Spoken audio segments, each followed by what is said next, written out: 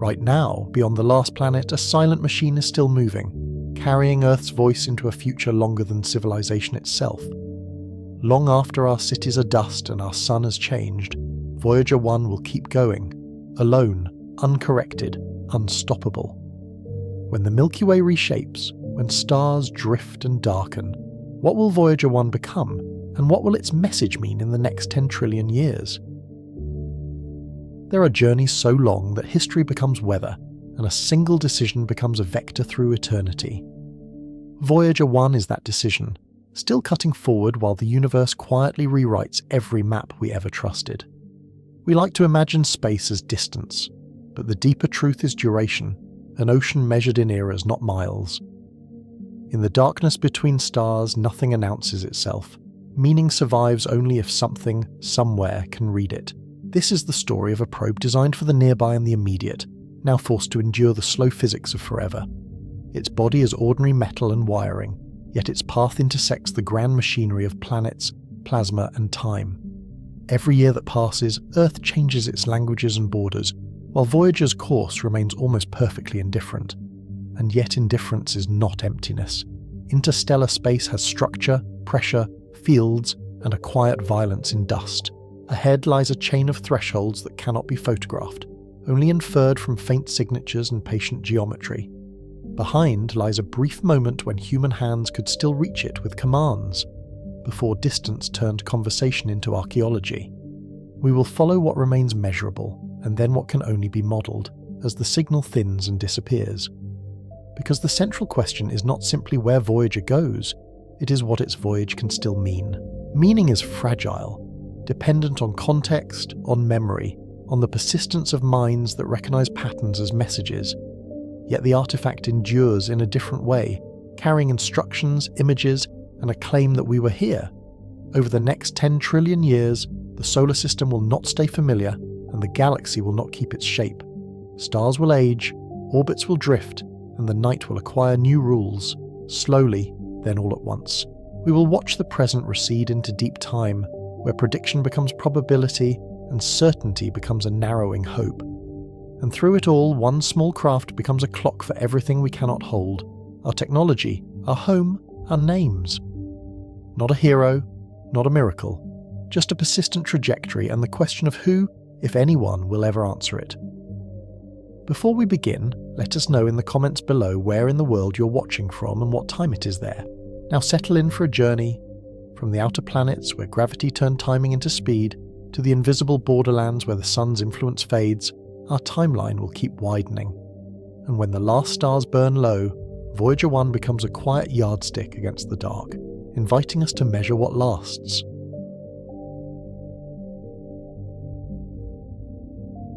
Voyager 1 is out there now, beyond the planets, beyond the sun's easy reach, where even daylight becomes a thin suggestion. It moves through interstellar space at about 24 kilometers per second, still on course, still obeying the first push it was given. It is more than 24 billion kilometers from Earth, and the number keeps growing as the hours stack up. The spacecraft is small by human standards, yet it occupies a vast emptiness alone, an engineered speck against a black that refuses to end. Between it and home, light takes more than 22 hours to cross the gap, which means every update arrives already old. Earth still listens, but the signal is almost nothing, a carrier wave so weak it can be mistaken for the universe itself. A faint radio whisper spreads out as a widening sphere, thinning with every kilometre, because geometry is indifferent to nostalgia. By the time it reaches our antennas, it is weaker than background noise, buried under the hiss of receivers and the natural static of the sky. Engineers pull it from the static with math, patience, and enormous dishes, arrays that turn time and correlation into clarity. The message is simple and repetitive, a machine saying it still exists, still rotating, still keeping its internal clocks. Even that will not last forever, because power declines and the margin for error shrinks. This opening is not about a triumphant arrival, because there is no arrival, only a crossing that never truly ends. There is only motion and a trajectory that will outlive every institution that built it, including the languages that named it. Voyager 1 is the farthest human-made object, and it is also a test of attention across distance. How long can a crafted thing remain meaningful when time stretches beyond memory, and when the builders cannot follow? What does a journey mean when the destination is the future itself, an era with no audience guaranteed? Interstellar space sounds empty, but it is not truly empty, and the difference matters when you travel fast for long. There are sparse atoms, dust grains, magnetic fields, and cosmic rays, forming a thin medium called the interstellar plasma. There are shock fronts and plasma waves, and the slow pressure of starlight, which can nudge tiny particles over ages. Voyager crossed the Heliopause, the boundary where the solar wind yields to the galaxy's wind, an invisible shoreline marked by changing particles and fields. There are also hazards that do not announce themselves, because in space most danger arrives without sound or warning. A grain of dust at these speeds can pit metal, and a rare collision can end a mission instantly by puncturing insulation or severing a cable. The darkness is calm, but it is not safe, and it is never completely still. Voyager's power is fading in the most predictable way possible, like a candle that follows a strict equation. Its radioisotope generators turn heat into electricity, and the heat source decays steadily as plutonium-238 transforms into other elements. Each year the available power drops, and instruments go quiet one by one, not from drama but from arithmetic. Engineers ration watts the way sailors ration water, choosing what can remain alive and what must be surrendered. The spacecraft will eventually fall silent, still flying, still intact, but unable to speak across the widening gulf. In that silence it becomes something else, because function gives way to presence. It becomes an artifact drifting between stars, carrying a story it can no longer tell. To understand how a short mission became a long one, we rewind to a specific year. In 1977, the story begins on a launch pad, with a deadline set by celestial mechanics rather than human preference. The planets were arranging themselves into a rare geometry, a slow choreography that takes centuries to repeat with useful precision. Jupiter, Saturn, Uranus, and Neptune would line up in a way that enabled a chain of gravity assists, turning one flyby into a corridor. It was an opportunity that would not return for generations because the outer planets move slowly and their alignments are unforgiving. Gravity assist is a simple idea with enormous consequences, and it works because planets are already moving fast around the Sun. A spacecraft steals a little momentum from a moving planet, changing speed and direction without burning fuel, as if it briefly catches a ride. It is not free energy, but it is borrowed energy from an orbiting giant, and the planet barely notices the loss. With the right timing, one encounter leads to the next, like stepping stones across a deep river whose current never stops. Miss the first stone, and the whole crossing collapses because the next planet will not wait for you. NASA had to decide what kind of mission this alignment deserved, and the decision was shaped by politics as much as physics. The early concept was called the Grand Tour, a bold sweep past the outer planets that promised a new map of the solar system. Budgets tightened, ambitions were trimmed, and the plan became 2 spacecraft, a compromise that still carried enormous risk. They would be tough, but not extravagant, and they would be built to survive a few years, not a human lifetime. The goal was planetary science, not immortality, even if the trajectory hinted at something larger. Voyager 1 launched first in spirit, but Voyager 2 launched first in time, a detail that still confuses people decades later. The numbering reflected their intended paths, not their departure dates, because one route was optimized for a faster Saturn encounter. Both carried the same basic architecture, with small differences in instruments and planning, and both relied on the Deep Space Network for contact. They were designed to work far from Earth, with limited real-time control, because radio commands travel at light speed, and light is not fast enough. Commands would arrive hours later, and mistakes could not be quickly corrected, so the machines had to be careful on their own. The spacecraft is a bundle of compromises that had to work together, because every kilogram and every watt had a price. A large high-gain antenna would keep the radio link alive across the solar system, and its narrow beam demanded precise pointing. A set of thrusters would point the dish and the cameras with precise pulses, using hydrazine in tiny bursts that had to last for decades. A computer system would run sequences autonomously when Earth could not intervene, stepping through stored instructions like a checklist in the dark. Redundancy existed, but it was limited, because mass and power were scarce, and even backups eventually age. Its heart is electrical power, and that power comes from plutonium-238. chosen for its long half-life and dependable heat. 3 radioisotope thermoelectric generators convert heat into electricity with no moving parts, using temperature differences across special materials to push electrons. They were chosen because sunlight is weak in the outer solar system, where solar panels would be enormous and still inadequate. They were also chosen because they could run for years with steady output, unaffected by dust or shadow. No one could guarantee decades, but the physics of decay offered hope, and hope was engineered into the margins. Voyager's instruments were built for close encounters, not for eternity, and their usefulness changes as the environment changes. Cameras would map clouds and rings, then become less useful in darkness, when targets shrink to points and exposure times grow impractical. Spectrometers would read atmospheres, then have nothing nearby to analyze because spectroscopy needs light and a subject. Particle detectors and magnetometers could keep working longer, if power allowed, because fields and particles exist everywhere. Every instrument was a wager against time and distance, and every measurement depended on the spacecraft staying stable enough to point. The mission's early purpose was clear and urgent, and it carried the pressure of a closing window. Fly past Jupiter and Saturn, return images and measurements, and rewrite textbooks that still relied on blurry telescopic hints. Find the structure of rings, the chemistry of atmospheres, and the behavior of magnetic fields, which shape radiation belts and auroras. Discover moons, volcanism, and the dynamics of giant storms, then explain why they persist for centuries. Do it before the alignment window closed and the chance slipped away, because the solar system would not offer the same path twice. Yet from the beginning, another purpose was quietly attached, almost like a secret stitched into the mission's seams.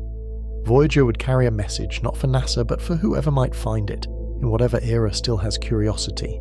This was the Golden Record, a gold-plated copper disc sealed in a protective cover, mounted like a small shield on the spacecraft's frame. It was not a broadcast and it was not a beacon, because it has no power and makes no noise. It was a time capsule bolted to a machine that might outlast its makers, and that contrast is the point. The Golden Record contains curated fragments of Earth, chosen to suggest a world that is both physical and cultural. It holds sounds of wind, surf, thunder, and animals, which are simple signals that still imply an atmosphere and an ecosystem. It holds music from multiple cultures and eras, chosen to suggest variety and intention, and to show that pattern can be emotional. It holds greetings in dozens of languages, ordinary voices saying hello into the unknown, each one a brief proof of breath. It holds images encoded as analog signals, meant to be reconstructed into pictures, from anatomy and landscapes to mathematics and daily life. It also carries instructions, because a record is useless without a way to read it, and the designers could not assume shared conventions. The cover includes a diagram of the hydrogen atom and a time unit based on its transition, anchoring the message to a universal piece of physics. It includes a map of pulsars, using their periods as a cosmic address, because pulsars are precise clocks that drift predictably. It includes a drawing of the playback method and the speed of rotation, so the object can teach its own use. It assumes a finder with curiosity, tools, and a willingness to decode, which is a surprisingly intimate assumption. The record is fragile in a cosmic sense, even if it is physically durable, because interpretation is always the weakest link. It assumes that symbols can cross biology and culture, and that a mind can infer intention from sparse clues. It assumes that mathematics is a shared language, and that perception can be guided, even when senses differ. It assumes that the finder is not hostile or is at least patient, because patience is required to reconstruct meaning from noise. It is a hopeful artifact, and hope is a risky design choice, especially when the audience may never exist. This is where the documentary's scale begins to stretch, because the mission quietly becomes a thought experiment about time. Voyager 1 was built for a few years, but it was sent into forever, where forever is not metaphor but a direction. The next 10 trillion years are not a poetic exaggeration, but a real timescale in cosmology, tied to how long stars can keep shining. Stars are born and die, galaxies drift and collide, and the universe expands, thinning matter and cooling radiation. The background conditions that define space will not stay the same, even if Voyager never changes course. The universe is not a fixed stage with static props, and the sky we know is already in motion. The Sun orbits the Milky Way, and the Milky Way moves through a local group of galaxies, pulled by gravity we cannot see directly. Nearby stars pass within light years, reshaping the sky over millions of years and turning familiar patterns into new ones. The constellations we recognize are temporary alignments, not permanent landmarks, and their names are local myths. Voyager's path will thread through a changing star field, where even direction depends on the epoch. On longer timescales, the Milky Way and Andromeda are on a collision course, and the word collision hides a slow gravitational dance. Their dark matter halos already overlap, and gravity is pulling them together, bending trajectories long before the visible disks meet. In several billion years, they will merge into a new galaxy with a scrambled disk, a remade structure born from tidal forces. Stars will mostly avoid direct collisions, but orbits will be rearranged, and the center will flare with new activity.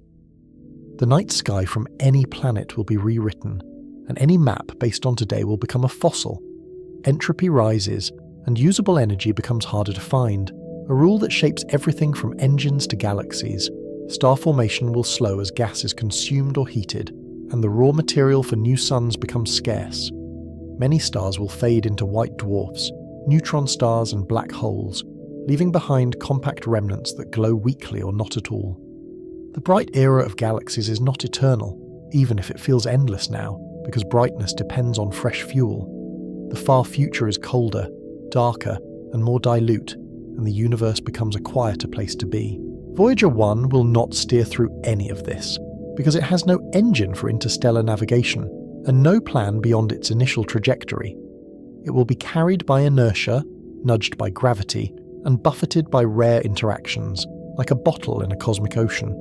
Its course is simple, but its context is not, because the reference frame keeps changing. A straight line in space becomes a complicated story in time, and the story is written by forces too slow for human intuition. The spacecraft's durability is real, but it is not magic, and time is a patient adversary. Electronics degrade under radiation, and materials fatigue under thermal cycling, as temperatures shift between sunlight and shadow. Micrometeoroids can erode surfaces over immense durations, sanding edges and dimpling panels one impact at a time. A single catastrophic impact is unlikely, but not impossible, across billions of years, because even low probabilities add up. Even in emptiness, probability accumulates, and the universe eventually collects its due. There is also the slow fading of meaning, which is harder to measure than voltage but just as inevitable. When Voyager's transmitter dies, Earth will still know its orbit for a while using the last data and the physics of motion. Then tracking will become inference, and inference will become uncertainty, because tiny forces compound and models drift.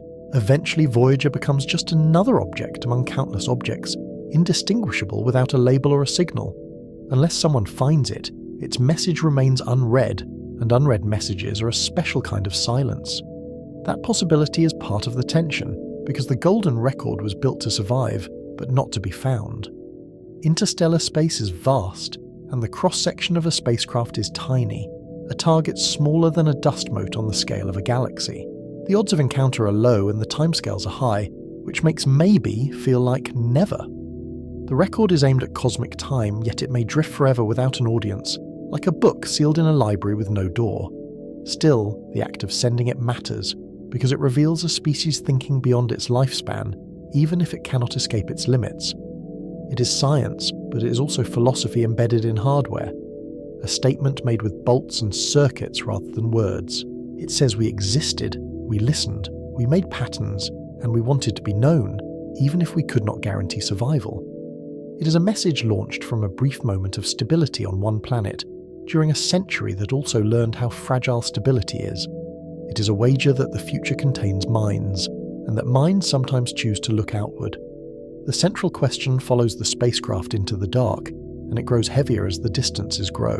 What happens to Voyager 1 across the next 10 trillion years, as the universe evolves around it and the sky rearranges itself? What happens to the meaning of its journey when the solar system changes, and when Earth itself may be gone, erased by geology or by the sun's aging?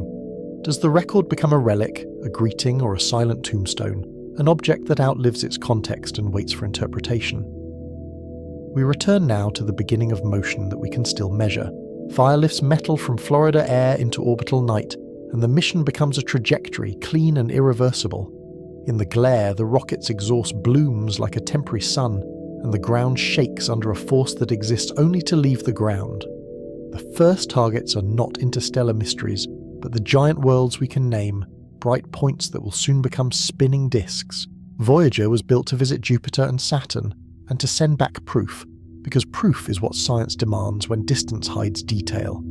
From that first purpose, the story will outgrow the solar system, and the machine will keep going when the applause is over.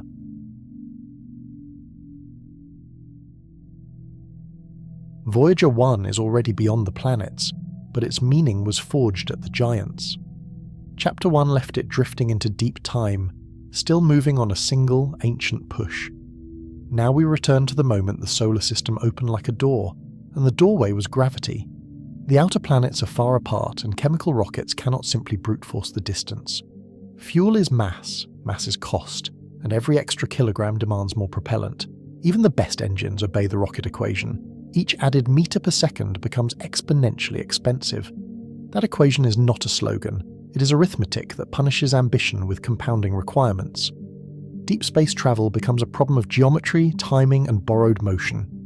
Voyager's path was not drawn as a straight line, but as a sequence of irreversible choices.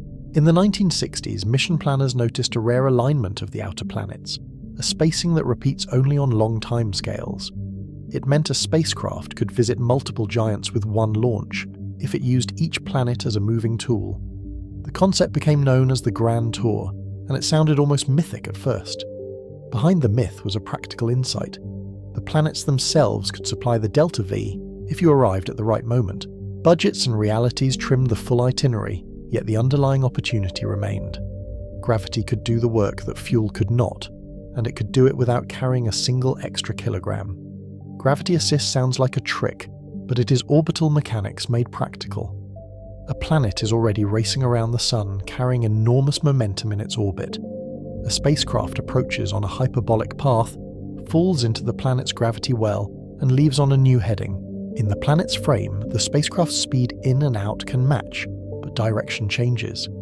That bend is the key because direction is a kind of stored possibility. Change the direction at the right place, and the Sun's gravity does the rest. To picture it, imagine the spacecraft arriving like a stone skimming past a moving train. The stone does not push the train in any meaningful way, yet it can leave with a different speed relative to the ground. The planet's gravity supplies the turning force, and the planet's orbital motion supplies the reference frame shift. In the Sun's frame, direction change becomes a speed change, because the planet itself is moving. The spacecraft steals a small slice of the planet's orbital momentum, and the planet loses the same slice. The exchange is tiny, but it is measurable in principle. Physics keeps receipts, even when the numbers are small. The exchange is real, but the planet barely notices because its mass is vast. Jupiter outweighs every other planet combined, and its orbital energy is effectively a reservoir. Voyager notices everything, because its mass is tiny and its margins are thin. A few kilometers per second of extra heliocentric speed can mean years saved, or an encounter made possible at all. A gravity assist is not free energy, and it cannot break conservation laws. It is a trade between two bodies in motion, mediated by gravity and timing. The better the timing, the more the trade looks like magic. The price is commitment, because the flyby angle locks in the next leg of the trajectory. Approach too high, and the bend is weak. Approach too low, and the spacecraft risks radiation, atmosphere, or collision. Mission designers talk in terms of a B-plane, a mathematical target sheet that defines where the spacecraft must pass. The desired point on that sheet is chosen months and years in advance, then defended with tiny correction burns. Those burns are small, but they are decisive, because they shift the aim point by thousands of kilometers at encounter. Miss the geometry, and you do not get a second attempt, because the planet keeps going.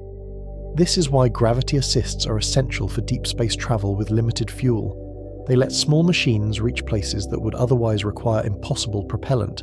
They also teach a deeper lesson about exploration, because the frontier moves with the planets. The window is a clock made of orbits, and it does not pause. When the alignment is right, the solar system becomes a set of stepping stones. When it is wrong, the same distances become a locked gate. Voyager 1 was built to survive a chain of encounters, each one both triumph and constraint. The spacecraft carried cameras, spectrometers, particle detectors, and a magnetometer boom. It carried computers that could execute sequences without immediate correction from Earth. Those computers were modest by modern standards, yet they were hardened and carefully programmed for reliability. Memory was limited, processing was slow, and every command sequence had to be planned like a script. It carried a high-gain antenna that had to stay pointed with extreme precision. It carried power that would never increase, only decline. That power came from radioisotope thermoelectric generators, which turned heat from decaying plutonium into electricity. The output was steady but slowly fading, like a lantern that cannot be refueled. Each year the plutonium's decay produced less heat, and the thermocouples converted only a fraction of that heat into usable current. Every instrument, heater and transmitter drew from the same shrinking budget. The spacecraft also had to manage heat in the cold, because electronics fail when they freeze as surely as when they overheat. Even in deep space, engineering is a battle against entropy, quiet, constant, and unforgiving. As Voyager approached Jupiter, the mission shifted from planning to risk management. Jupiter is not just large, it is violent in ways that matter to electronics. Its magnetosphere is enormous, and it traps charged particles into intense radiation belts. Those belts can flip bits, degrade components, and slowly poison detectors. The encounter would test engineering as much as it tested science. The spacecraft was heading toward a place where space behaves like a storm. Radiation was not an abstract hazard. It was a design driver with consequences. Engineers used shielding where mass allowed, and they chose parts with known tolerance. They built redundancy into critical systems, but redundancy also consumes power and weight. They planned spacecraft operations to reduce exposure, but the trajectory still had to pass near the planet. Instruments could be powered down at key moments, and sensitive modes could be delayed. Jupiter offered knowledge, but it demanded that the machine endure. The danger was made of particles you cannot see, yet you can visualize their effects. Imagine invisible needles of high-energy electrons and ions, threading through circuit boards and memory registers. A single energetic hit can mimic a signal, or erase a stored value, or slowly damage a sensor surface. Over time, cumulative dose changes materials, darkens optics, and weakens electronics in ways that are hard to reverse. Engineers anticipated this with error detection, safe modes, and conservative margins. Still, every close approach carried an edge of uncertainty, an awareness that the environment was not fully mapped. The flyby itself was brief, and it changed planetary science permanently. Jupiter's atmosphere resolved into layered bands, turbulent storms, and complex circulation. The bright zones and dark belts became more than stripes, revealing eddies, rifts, and wave patterns. The Great Red Spot became a structured system, not a simple stain on a disk. Its oval boundary showed shearing flow, and its interior hinted at a deep, long-lived vortex. Cloud tops showed texture, shear, and motion that suggested energy rising from below. The planet's weather looked less like a surface feature and more like a deep fluid engine. In the visuals, Jupiter fills the frame like a living marble, luminous and heavy. The limb darkens into a soft gradient, and the bands curve with the planet's rotation. Small storms appear like pale bruises, then sharpen into spirals as the camera closes. You can almost feel the scale, because the smallest visible features are larger than Earth. The planet looks less like a static globe and more like a living fluid. Even the shadows feel slow, as if time itself is thicker near something so massive. Voyager's instruments also revealed Jupiter as an electromagnetic system. The magnetosphere interacted with the solar wind, forming boundaries, shocks, and plasma flows. Charged particles spiraled along field lines, feeding auroras and radiation belts. The environment around the planet became a place with weather of its own. Space was not empty near Jupiter, it was active and dangerous. In a sense, Jupiter has an atmosphere that extends into space, made of plasma instead of air. A magnetometer boom, extended away from the spacecraft to reduce interference, measured the field's strength and direction. Particle detectors counted energetic ions and electrons, turning invisible hazards into numbers and patterns. Radio instruments listened to emissions produced by charged particles, a kind of planetary static. Together, these measurements showed a system powered by rotation and magnetism, not just sunlight. Jupiter's rapid spin helps drive currents and accelerations, turning the planet into a generator. The The result is a magnetosphere so large it could swallow the sun if you could see it. In the mind's eye, it becomes a vast, invisible bubble, pressed and sculpted by the wind from our star. Then the mission found a surprise that did not fit the old picture of cold moons. Io, a small world close to Jupiter, showed signs of intense internal activity. Voyager's images revealed plumes and surface changes that could not be explained by impacts alone. Volcanism on Io was the first active volcanism seen beyond Earth. It forced a new understanding of how moons can stay hot. A place expected to be frozen and ancient turned out to be young and violent. The imagery is stark and almost unsettling. Io's surface looks like a bruised fruit, mottled with yellows, reds, and blacks. Near the limb, a plume arcs into space like a fountain caught in slow motion. The shadow of the plume falls across the surface, proving it is real height, not a trick of contrast. Around the vents, dark rings spread like fresh burns on snow-bright plains. In that moment, a moon becomes a world with an active interior, and the solar system feels newly alive.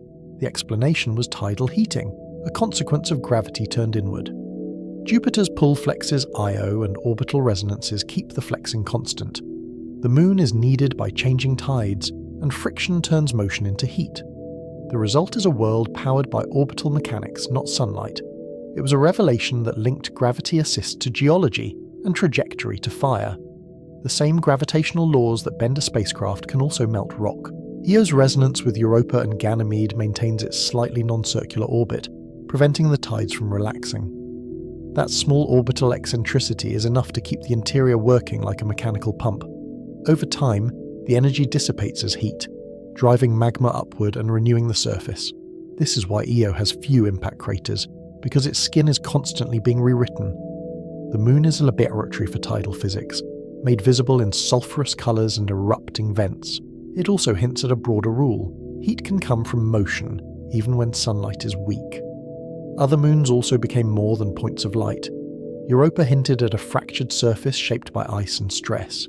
Its bright plains showed dark lines that looked like cracks, as if the crust had been pulled apart and refrozen. Ganymede and Callisto showed histories written in craters and grooves. Some terrains looked ancient and saturated with impacts, while others suggested tectonic reshaping. The Jovian system looked like a miniature solar system, with diverse worlds under one gravitational ruler. The diversity carried a message about formation and evolution. Moons can differentiate, separating into layers if they have enough heat early on. Impacts can resurface, but so can internal processes, and the balance leaves a signature in geology. Even in the cold outer solar system, gravity can supply energy through tides and resonances. Planetary systems were not simple, even when built around one planet. They were ecosystems of motion, locked together by invisible forces. Jupiter also taught the mission how quickly success could become failure. The spacecraft had to keep its antenna pointed while instruments scanned and cameras exposed. Attitude control thrusters had to fire in precise pulses, conserving hydrazine for years ahead. Reaction control was not just steering, it was budgeting a finite resource. Computers had to handle sequences reliably, because real-time control was impossible. Every subsystem was under pressure, because the environment punished mistakes. There is a quiet drama in that constraint. Commands leave Earth at the speed of light, yet they still take tens of minutes to arrive. By the time a problem is noticed, the moment has already passed, and the spacecraft is already elsewhere, so the encounter is rehearsed like a performance, with timelines, contingencies, and carefully staged instrument modes. Engineers and scientists simulate failures, then write responses into the sequence, because improvisation is not an option. The spacecraft executes its plan while Earth watches, unable to intervene quickly. Exploration here is less like driving, and more like launching a message in a bottle. When Voyager 1 left Jupiter, it did not simply depart, it departed faster and redirected. The gravity assist bent its path towards Saturn, adding speed relative to the Sun. The spacecraft carried away a little of Jupiter's orbital momentum, and that tiny theft enabled the next encounter. This is the core logic of the Grand Tour geometry, even after budgets trimmed the original dream. One giant world becomes the lever that reaches the next. Between Jupiter and Saturn, the mission entered a new kind of anticipation.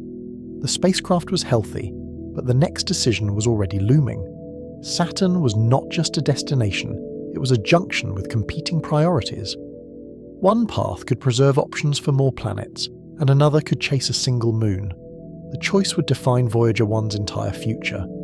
In the emptiness between planets, the most important events are often meetings that have not happened yet. What looks like quiet coasting is actually a countdown to a single angle in space. Saturn is smaller than Jupiter, but it is still a giant with a complex system. Its rings are the most visible structure in the solar system, yet their nature was still uncertain. Were they solid sheets, swarms of particles, or something in between? Voyager would answer with close-range data, turning a bright band into a physical laboratory. The encounter would also probe Saturn's magnetosphere and atmosphere. Saturn promised elegance, but it also promised surprises. As Voyager approached, the rings resolved into countless strands and gaps. Structure appeared at multiple scales, shaped by gravity, resonances, and shepherd moons. The rings behaved like a disk, with waves and patterns that traced invisible influences. Some features looked braided, as if strands were twisting together, then separating again. They were not static decorations, they were dynamic systems. Saturn's rings became a lesson in how gravity organizes matter into thin, intricate planes. In close-up, the rings are no longer a single band but a layered architecture. Bright regions fade into darker ones, and narrow gaps cut through like knife marks. Subtle ripples run along the ring plane, like wind-driven waves on a lake, except the medium is ice.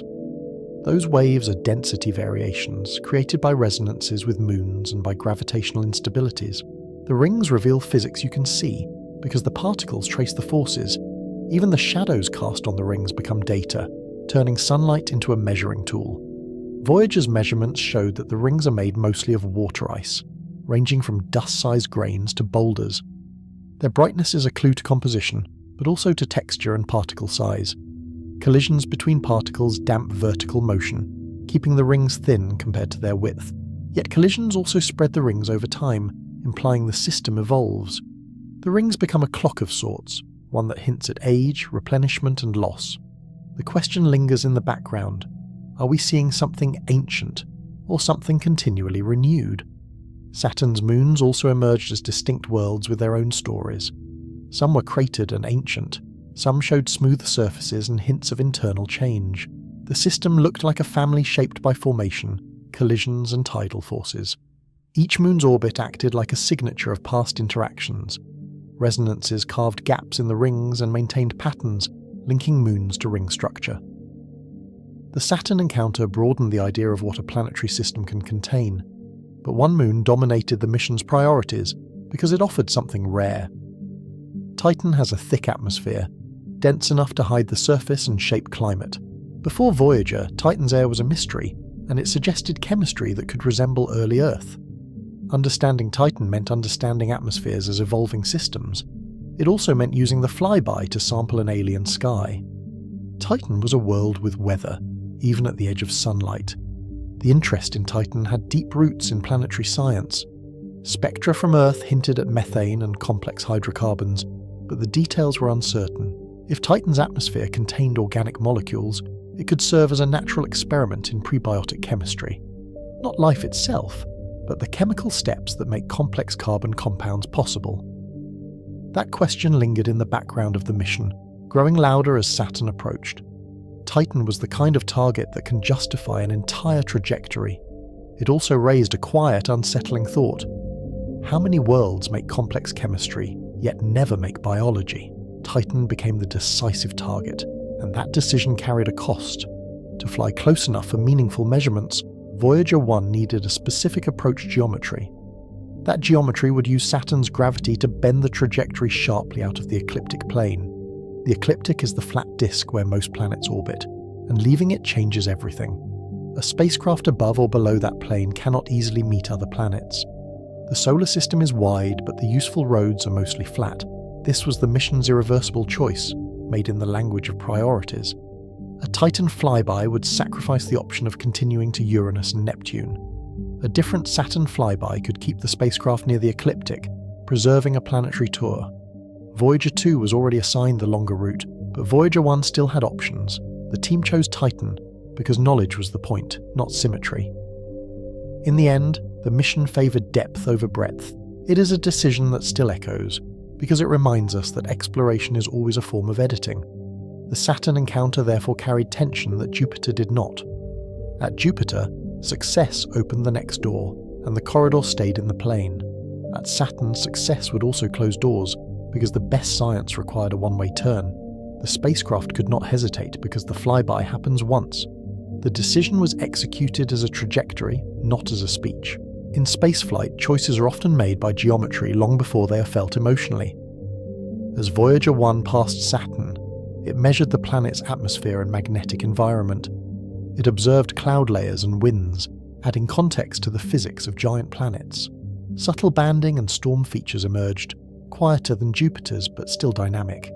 It mapped ring structure with higher fidelity, turning brightness into particle distributions and wave patterns. It studied interactions between rings, moons, and fields, showing a system coupled by gravity and plasma. Saturn became a second revolution, different in content but equal in impact. Saturn's magnetosphere, though smaller than Jupiter's, still shaped a complex space environment. It interacted with the solar wind, and it responded to the planet's rotation and internal field. Plasma from moons and rings contributed material, creating a circulating system of charged particles. The boundaries of that system can shift like weather fronts, compressing and expanding with solar conditions. Even here, far from the sun's heat, space has structure and change. The giant planets teach that emptiness is rarely empty. Then Voyager 1 passed Titan, and Titan answered with complexity and concealment. The atmosphere was thick, rich in nitrogen, and laced with organic chemistry. Haze layers blocked direct views of the surface, which meant the mission learned limits as well as facts. Titan looked less like a moon, and more like a planet in miniature. It became a bridge between planetary science and prebiotic chemistry. The flyby turned speculation into measurement, even when the surface stayed hidden. The haze is not just a visual obstruction, it is a chemical product. Sunlight and energetic particles break apart methane and nitrogen, allowing new molecules to form and recombine. Over time, that chemistry produces complex hydrocarbons and nitriles, which can clump into aerosol particles. Those particles scatter light, creating the orange-brown veil seen in images. In plain terms, Titan's sky makes its own smog, driven by physics and chemistry rather than industry. The layers look like stacked curtains, thin, delicate, and stubbornly opaque. Voyager's instruments sampled Titan's atmosphere by measuring how it bent and absorbed radio signals during occultations.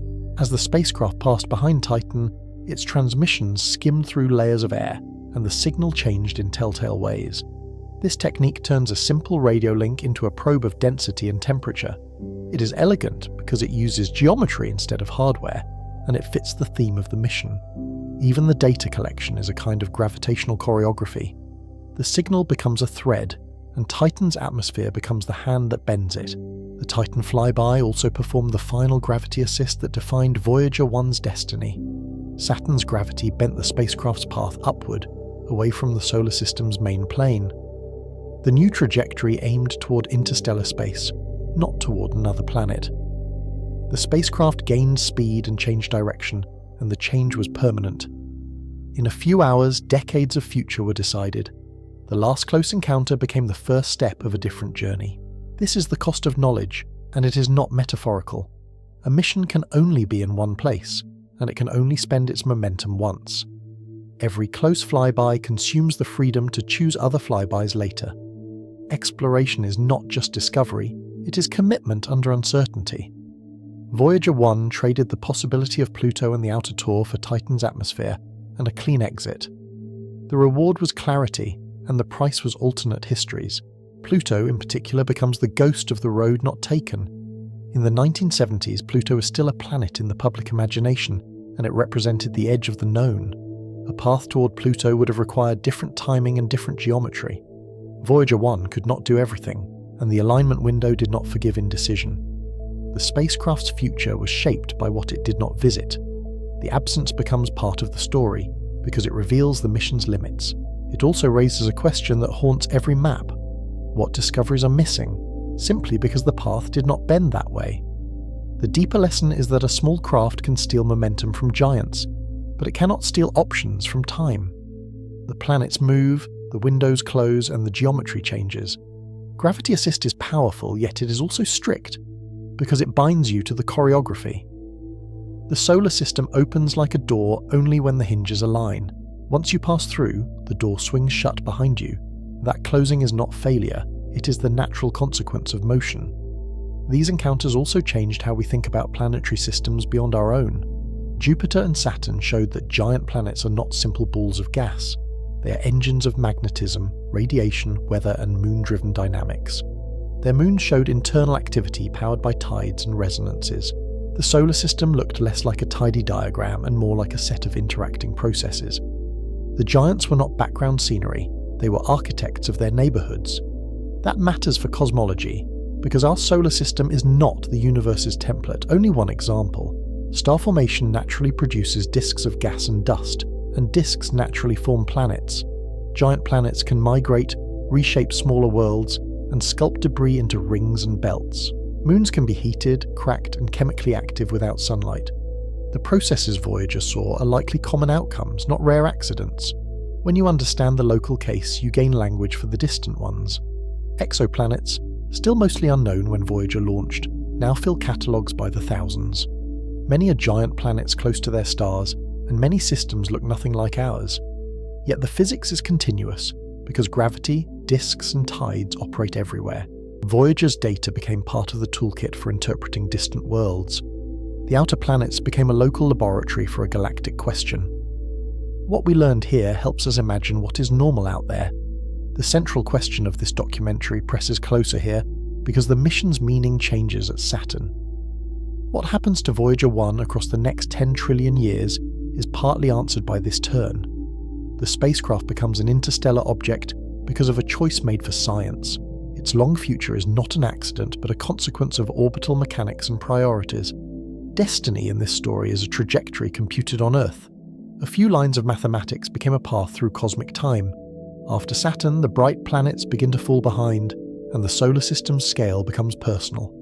The sun shrinks into a bright star among others, and the spacecraft's radio link grows weaker. The mission shifts from encounters to endurance, and time becomes the main character. Voyager 1 keeps going, not because it is guided, but because nothing stops it.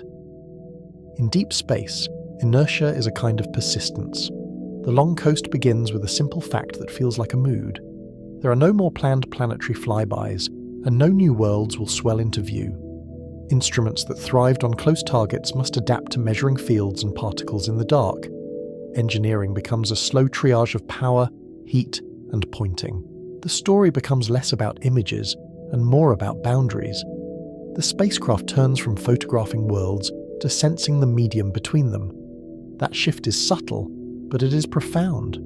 Cameras become less central, because there is nothing nearby to image at high resolution. In their place, detectors listen for the solar wind, measure magnetic fields, and count energetic particles. These are the signatures of invisible structures, like the heliosphere's changing pressure and shape. The spacecraft becomes a probe of space itself, not just of planets. It is still exploring, but the exploration is quieter. The drama moves from landscapes to gradients, pressure, density, field strength, and the slow fade of the sun's influence. Yet the outer planet encounters remain the hinge of everything that follows.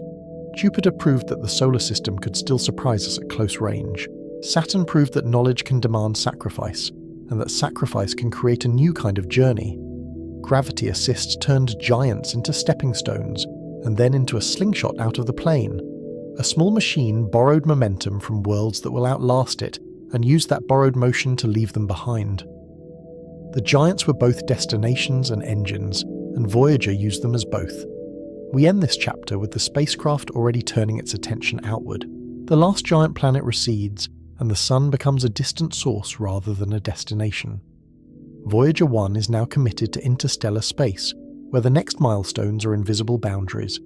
The mission's early triumph becomes the setup for its far future role.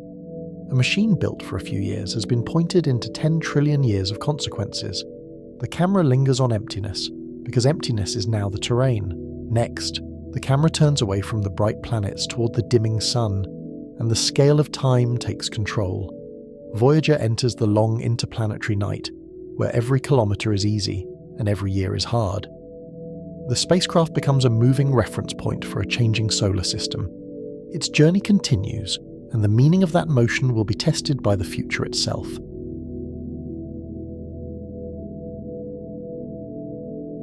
After Saturn, the planets stop arriving and the milestones turn invisible and contested. Voyager 1 keeps moving outward, but the story narrows to boundaries that cannot be photographed. The mission becomes a slow reading of gradients in particles, fields, and pressure, subtle changes that only make sense in hindsight. The solar system is not only planets orbiting a star, it is also a working atmosphere of plasma.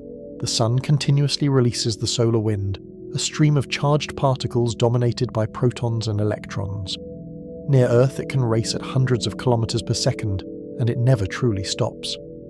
That wind carries the sun's magnetic field outward, dragged into a rotating spiral by solar rotation. The result is the Parker spiral, a geometry that looks simple on paper and becomes complicated in real turbulence. Together, wind and field inflate a protective bubble around the solar system. Scientists call it the heliosphere, and it is shaped by motion, pressure, and the sun's changing output. It is the sun's magnetic domain carved into the local interstellar medium, like a moving weather system pushing into a thin cosmic atmosphere. In wide visual terms, it is a faint invisible cocoon that extends far beyond the last planet. The heliosphere matters because it screens the inner planets from some cosmic rays. It does not block them completely, but it reduces their intensity and reshapes their energy distribution. That shielding affects radiation environments, atmospheric chemistry, and long-term habitability, even if the effect is indirect and slow. On Earth, our own magnetic field and atmosphere do most of the work, yet the heliosphere sets the background conditions. Cosmic rays are not a single thing, and the distinction matters here. Some originate in the sun, especially during flares and coronal mass ejections, and their energies are comparatively modest. Others are galactic cosmic rays, accelerated by supernova shocks and other violent processes, arriving with energies that can penetrate deep into matter. The heliosphere modulates them, scattering and decelerating many as they try to move inward. The question is not only how many arrive, but what energies they carry when they do. The heliosphere is not a rigid shell, and it breathes with solar activity. When the sun is more active, the wind strengthens, the magnetic field becomes more disturbed, and the bubble can expand. When the sun is quieter, the wind weakens and the boundary shifts inward, sometimes by billions of kilometers. Over an 11-year solar cycle, the entire system subtly inflates and deflates, like a lung made of plasma. Outside, the heliosphere is the local interstellar medium, thin but structured. It contains sparse gas, dust grains, magnetic fields, and high-energy particles, and it is threaded by turbulence. The gas is partly ionized, partly neutral, and the mixture behaves differently depending on charge. Neutrals can slip through magnetic fields, while ions are tied to field lines and move in more constrained ways. It also carries shock waves from ancient supernovae that still travel through space, softened by distance but not erased. The sun is moving through this medium, and that motion matters for the boundary's shape. The heliosphere is compressed on the upwind side and stretched into a long tail downwind, though the tail's exact form is still debated.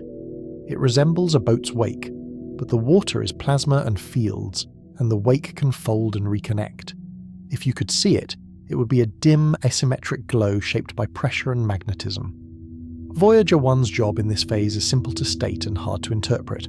It measures the solar wind's fading influence and the galaxy's rising influence, and it does so with aging instruments.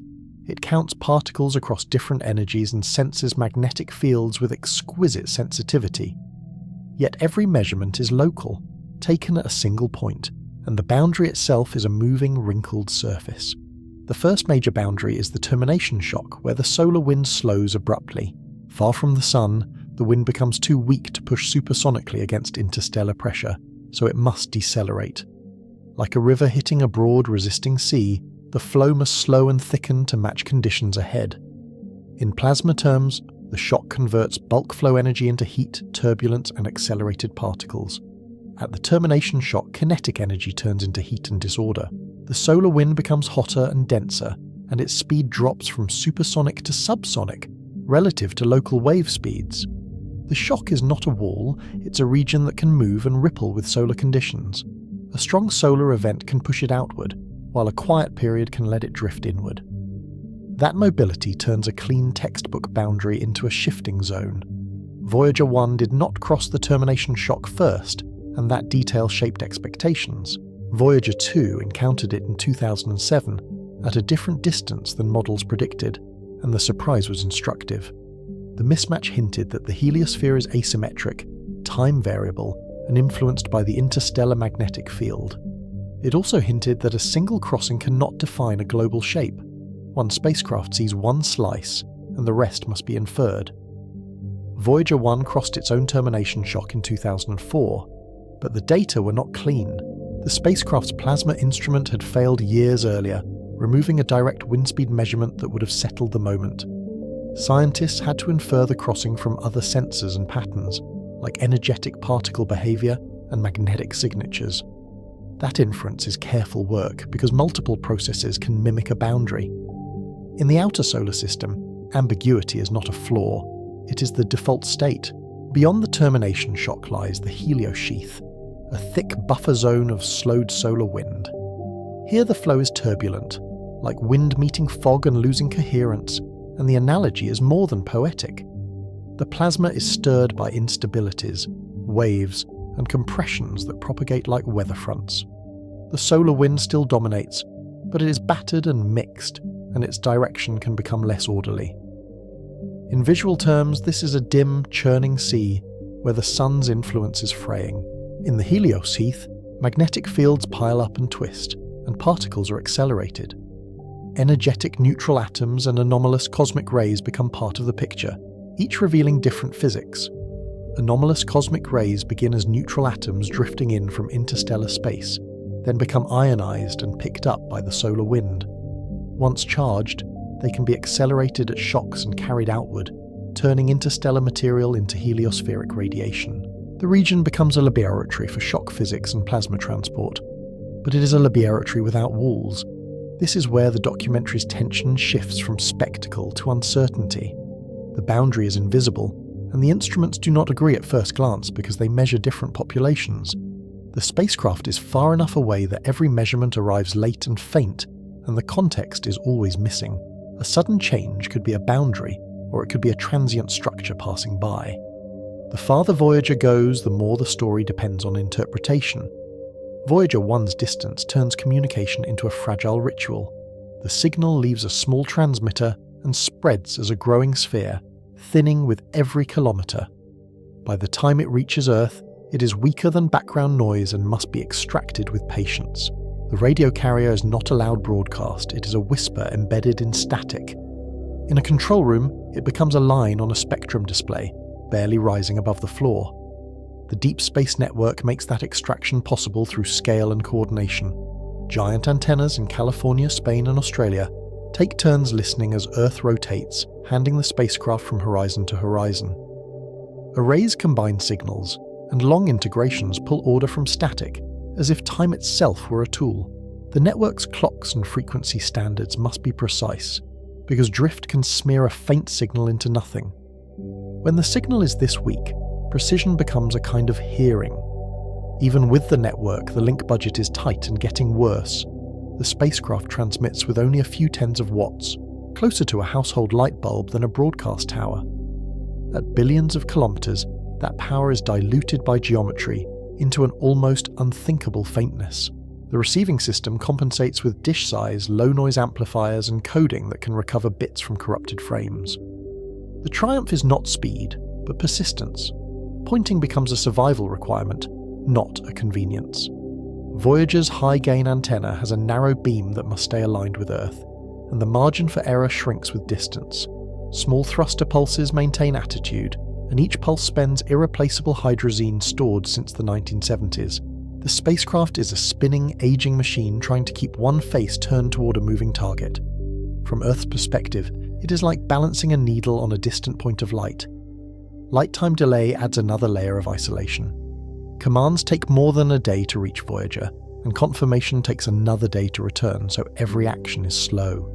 Every adjustment is planned as if the spacecraft were already gone, because it is effectively out of reach.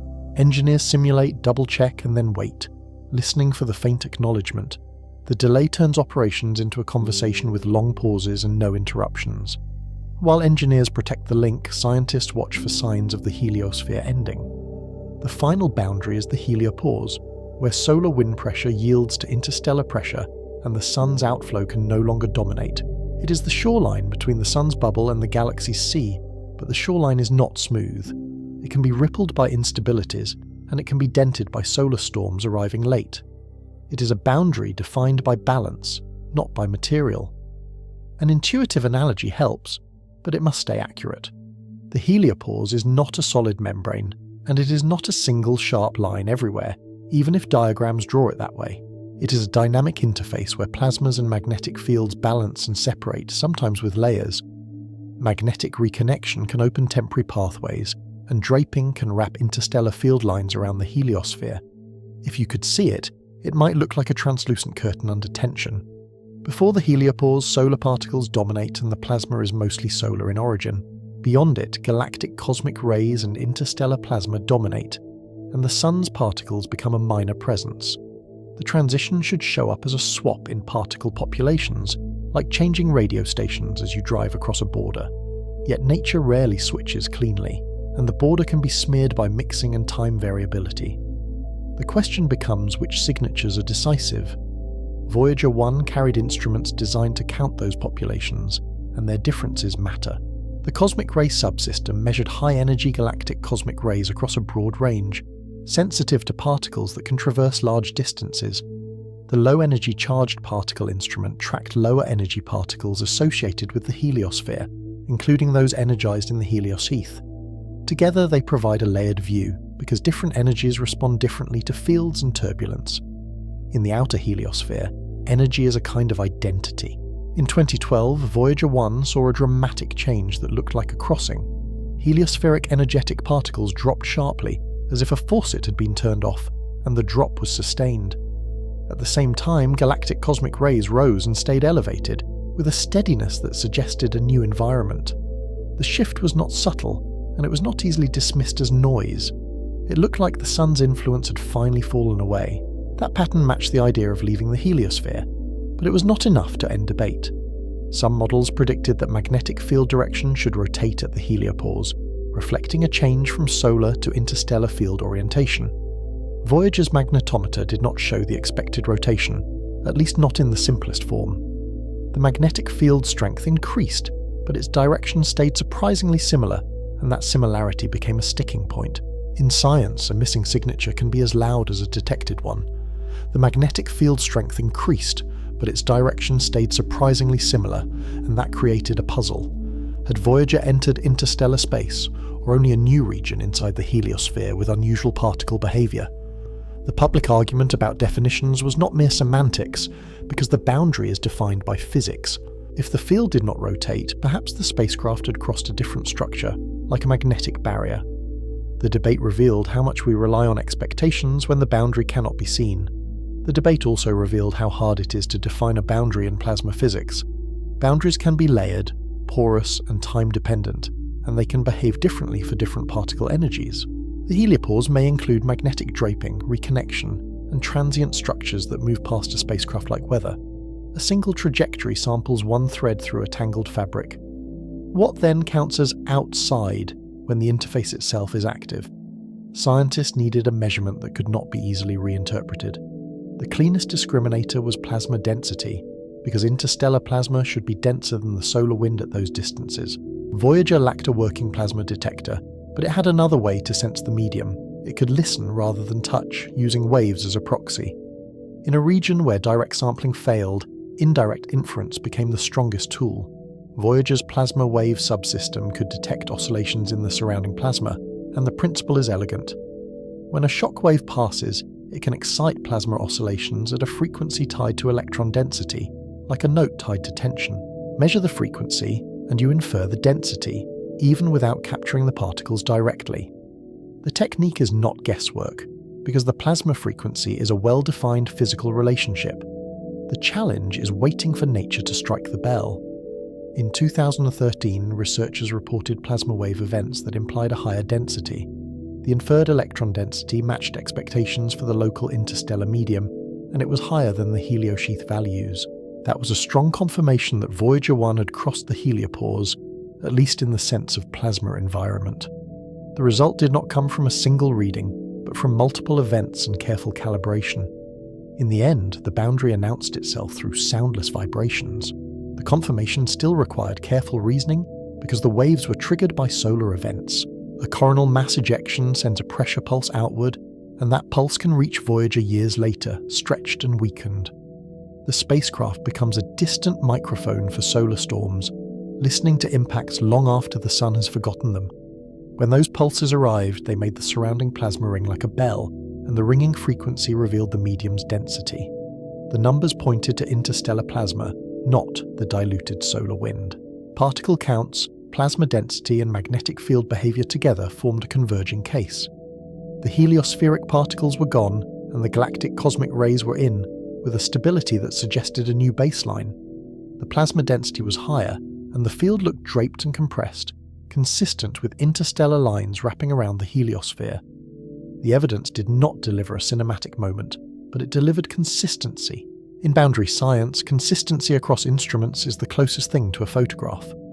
The story becomes one of evidence rather than imagery. A boundary is declared not by a photograph, but by a pattern across instruments and across time. The crossing is a scientific verdict assembled from imperfect sensors, aging electronics, and models that must be updated. It is also a reminder that exploration is often statistical, not visual.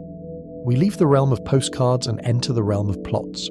Interstellar space, in this context, needs a careful definition. It is not the space between galaxies, and it is not a perfect vacuum, despite the word space. It is the local interstellar medium, a thin mixture of ions, neutrals, dust, and fields. Even at low density, it has measurable temperature, pressure, and turbulence, and those properties matter over long distances. In plain terms, it is a very thin gas with structure. It has temperature, pressure, and turbulence, and those properties matter over long distances. Magnetic fields guide the motion of charged particles, forcing them into spirals around field lines. Cosmic rays thread through it, scattering off irregularities like light through fog, and their paths become indirect. Shock waves from distant explosions still propagate, carrying energy across light years and compressing the medium as they pass. The galaxy is not quiet, it is merely slow at human scales. Voyager 1 is now inside that medium, but it remains gravitationally bound to the Sun. Interstellar space is a physical environment, not a legal boundary of ownership, and gravity does not respect our categories. The Sun's gravity reaches far beyond the heliopause, fading with distance but never switching off. In orbital terms, Voyager is still on a solar trajectory, even as the plasma around it is no longer solar. The spacecraft has changed neighbourhoods, not landlords. This distinction matters for the documentary's central question about meaning across time. Voyager has left the Sun's wind, but not the Sun's influence, and that difference is easy to miss. It has crossed a border of plasma, not escaped the solar system's gravity well, and those are separate achievements.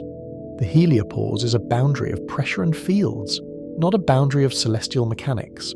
In a universe of overlapping domains, the word leave needs qualifiers. The heliopause crossing also changes the spacecraft's risk environment. Galactic cosmic rays are more intense beyond the heliosphere's shielding, and their energies can penetrate shielding and electronics. Over time, that radiation can degrade components, flip bits in memory, and increase noise in detectors. The risk is not cinematic, but cumulative, like slow weathering. In deep space, time is an active force, yet the largest threat is not sudden destruction, it is gradual silence. Voyager's power comes from radioisotope thermoelectric generators, engineered for endurance rather than output. They convert heat from plutonium-238's decay into electricity, and the decay is relentless. The heat source cannot be turned off, and it cannot be refueled, and it steadily cools. The spacecraft lives on a declining allowance. Plutonium-238 has a half-life of about 87.7 years, and the heat output declines predictably. Thermocouples also degrade, reducing conversion efficiency, so electrical power drops faster than heat alone would suggest. The result is a steady loss of available electrical power each year, measured in watts that matter. A few watts can decide whether a heater runs or an instrument stays alive. In this phase, energy is narrative. Power decline forces a sequence of choices that feel like triage. Heaters, Instruments and transmitters compete for watts, and the spacecraft cannot keep them all. Engineers shut down systems one by one to keep the spacecraft alive and communicating, and each decision is deliberate. Some heaters protect fuel lines and electronics from cold that would change their behavior. Some instruments are scientifically valuable but electrically expensive. The mission becomes a negotiation with physics, conducted in spreadsheets and command sequences. Some instruments were already turned off after the planetary encounters because their targets were gone. Cameras, for example, had no more close worlds to image, and their data rates were no longer justified. Others were shut down later to save power and reduce load, even if they still worked. Each shutdown is a small ending, recorded in logs, and remembered by teams who built and maintained the hardware. The spacecraft grows quieter by design. The remaining instruments are selected for interstellar science and for health monitoring. The magnetometer remains valuable for field measurements, because magnetic structure is one of the few things that can be sensed continuously. Particle detectors remain essential for cosmic ray and heliospheric boundary studies, because particle populations define the environment. Temperature sensors, voltage monitors, and attitude data become part of the scientific story, because survival is a kind of measurement. In the outer dark, engineering telemetry becomes its own language. The transmitter and its supporting electronics become the priority because without them there is no mission. Communication is not just data. It is existence in human terms, and the distinction is emotional as well as practical. A silent spacecraft becomes a rumor in equations, a predicted point moving without confirmation. The last years are shaped by the need to keep one thin thread intact. The thread is radio, and radio is presence. The deep space network must also evolve, because the margin shrinks with time. Receivers improve, coding schemes become more efficient, and operations become more careful, squeezing meaning from fewer photons. Teams refine how they schedule antenna time, how they combine dishes, and how they process weak carriers. Still, physics sets the floor, and the floor keeps dropping. There is no upgrade that defeats the inverse square law. As the signal weakens, the spacecraft's pointing must remain precise. Attitude control consumes hydrazine, and hydrazine is finite, so every correction is a cost. Even if power remained, loss of attitude control could end the link, because the antenna would drift away from Earth. The spacecraft must keep its posture while its resources fade. It is a long-held pose, maintained for decades. The countdown is therefore layered, with multiple clocks running at once. There is the RTG power curve, declining year by year, predictable and indifferent. There is the propellant budget, spent in tiny pulses to keep the antenna aligned and the spacecraft stable. There is also the increasing distance, which reduces received power by the inverse square, regardless of engineering. Every additional astronomical unit makes the whisper fainter, and the whisper is already near the limit. The spacecraft does not slow down, but the link fades as if it were. Voyager moves at tens of kilometers per second, steady and unhurried, and the distance accumulates relentlessly. On Earth, the data rate is modest, and the waiting is long, and the plots arrive with delay. The mission feels like watching a candle from across a widening room. The candle still burns, but the room keeps expanding. This is where the documentary's mystery becomes intimate. Engineers and scientists can predict the broad timeline, but not the exact day of silence, because small failures can dominate. Unexpected thermal behavior, a stuck valve, or a drifting oscillator could change everything, and there is no repair mission. The spacecraft is robust, but it is not immortal, and it has already outlived many of its designers. It is a machine from another era, still answering modern questions. The human desire is to keep listening, because the data are unique, and the act feels symbolic. The universe is indifferent to that desire, because decay and distance do not negotiate, and the sun does not pause. Voyager does not know it is being heard, and it does not know it is becoming a symbol. It simply continues, executing routines and maintaining orientation when it can. Meaning is something we add from far away. Even the process of confirming the Heliopause crossing carried that emotional tension. The team wanted a clean moment, a clear line on a plot, a date that could be spoken without footnotes. Nature offered overlapping signals and ambiguous magnetic geometry, and it forced patience. The crossing was not a door that clicked shut. It was a region that had to be argued into clarity. In that argument, the scientific method becomes part of the drama. The debate itself becomes part of the story, because it shows science under extreme constraints. Instruments age, sensors fail, and models compete, and each model has assumptions that must be tested. Certainty is earned slowly, and sometimes only after the fact, when later data make earlier ambiguity legible. In the outer solar system, discovery is often retrospective. The boundary is recognized after it is passed. When the evidence finally converged, the announcement carried both triumph and restraint. Voyager 1 had entered interstellar space in the physical sense of plasma environment, and it had done so with instruments designed decades earlier. It had become the first human-made object to sample the medium between stars directly, not by theory, but by measurement. Yet the crossing was also a reminder of scale and of humility. A boundary crossed is not a destination reached. The Heliopause is still close compared to the distance to the nearest star. Voyager is leaving the sun's bubble, but it is not approaching another system in any human timeframe, and that contrast is sobering. Even at its speed, the gulf between stars remains enormous, and the galaxy does not yield quickly. The spacecraft is a messenger, but it is not a traveller in the human sense. It is a probe into scale itself. The next years of data are therefore both precious and repetitive. They refine measurements of cosmic ray spectra and magnetic turbulence, and they test models of how the interstellar field behaves near the heliosphere. They track how solar events propagate outward and disturb interstellar plasma, arriving as delayed echoes. The variations are small, but they are real, and they accumulate into understanding. In a quiet environment, subtlety becomes signal. Each packet of data is also a test of endurance. The spacecraft's computers are old, their memory is limited, and their design reflects constraints of the early space age. Fault protection routines must handle anomalies without immediate help from Earth, because help arrives too late. The spacecraft can reset, switch modes, and protect itself, but its options are finite. Autonomy here is not intelligence, it is survival logic. Operations become conservative because risk cannot be repaired. Engineers minimize changes and they plan commands carefully, because a mistake could end decades of listening.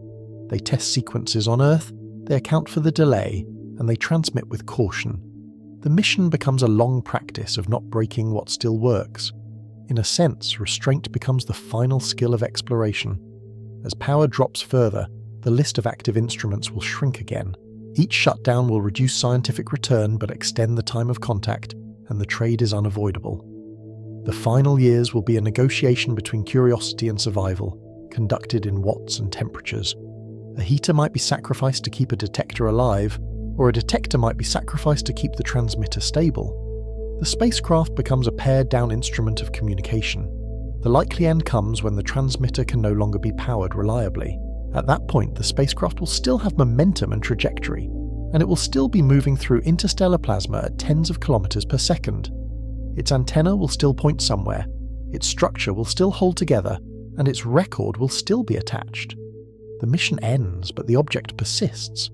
The difference between mission and object is the difference between being heard and merely existing. The last signal will not be dramatic, it will be a failure to decode. A carrier may vanish into noise, or a subsystem may stop responding, and the change will be quiet. Earth will call, and the spacecraft will not answer, and the network will listen longer than usual. Engineers will check for frequency drift, for antenna issues, for any recoverable mode. Eventually, the silence will be accepted as physical rather than procedural. That silence will last longer than recorded human history, and likely longer than any institution now alive. Voyager will become an artifact without a channel, a moving object that no longer participates in dialogue. Its golden record will remain attached, but unread, a message sealed by distance rather than by intention. The record's diagrams will still be etched, and its music will still be encoded, but no receiver is guaranteed. The universe does not promise audiences. The central question returns, sharpened by the approaching quiet. What happens to Voyager 1 and to the meaning of its journey when no one can listen? What is exploration when the explorer outlives the audience and when the data stream ends? Does the act require witnesses, or does it stand on its own? The spacecraft will continue either way, and that is the unsettling part. In the short term, silence ends a mission, but it does not end a trajectory. Voyager will continue beyond the heliosphere's influence, into a galaxy that is also changing, slowly and continuously. The spacecraft becomes a time capsule moving through an evolving medium, passing through density fluctuations and magnetic variations. It will cross no marked lines, because the galaxy does not label its regions. It will simply move, and time will do the rest. In the long term, the Heliopause crossing is a threshold in both physics and narrative. It marks the end of the sun's direct weather and the start of the galaxy's background, a change in what dominates the environment. It also marks the beginning of a story with no witnesses, because the measurements will eventually stop. The boundary is therefore both an achievement and a farewell. We celebrate the crossing while knowing it cannot be followed forever. Next, we follow Voyager beyond communication, into deep time where motion continues without measurement. The signal will die, but the machine will not stop, and the universe will not pause. The journey becomes pure persistence, carried forward by inertia alone. In that persistence is a final, quiet revelation. Exploration can outlast the explorer's voice and still remain real.